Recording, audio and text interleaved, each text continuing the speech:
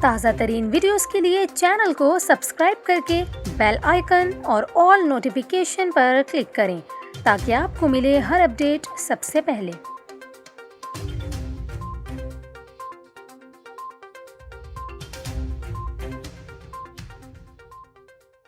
السلام علیکم ناظرین، ابھی آپ کو بتائیں کہ وزیر اعلیٰ پنجاب عثمان بزدار نے صوبے بھر میں روڈ سیفٹی اتھارٹی اور بڑے شہروں میں گرین الیکٹرک بسیں چلانے کا اعلان کر دیا ہے۔ سردار عثمان بزدار نے لاہور میں 1 دسمبر کو اہم اجلاس کی صدارت کی۔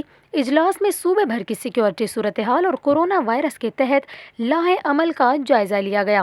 اجلاس میں وزیر اعلیٰ پنجاب نے اعلان کرتے ہوئے بتایا کہ لاہور میں جدید بس ٹرمینل بنایا جائے گا۔ یہ بس ٹرمینل ٹھوکر نیاز بیگ کے قریب بنایا جائے گا۔ اجلاس میں پنجاب روڈ سیفٹی اتھارٹی کے قیام کی بھی منظوری دی گئی ہے۔ عثمان بزدار کا کہنا تھا کہ ٹرانسپورٹ کمپنی کا دائرہ کار پنجاب کے ہر شہر تک پھیلائیں گے۔ الیکٹرک بسوں سے ماحولیاتی آلودگی اور اسموگ میں کمی ہوگی۔ پنجاب کے بڑے شہروں میں گرین الیکٹرک بسیں چلائی جائیں گی۔ انہوں نے مزید کہا کہ 10 دسمبر تک بس ٹرمینل کا ڈیزائن پیش کیا جائے گا۔ فیصل آباد اور ملتان میں بھی نئے بس ٹرمینل بنائیں گے۔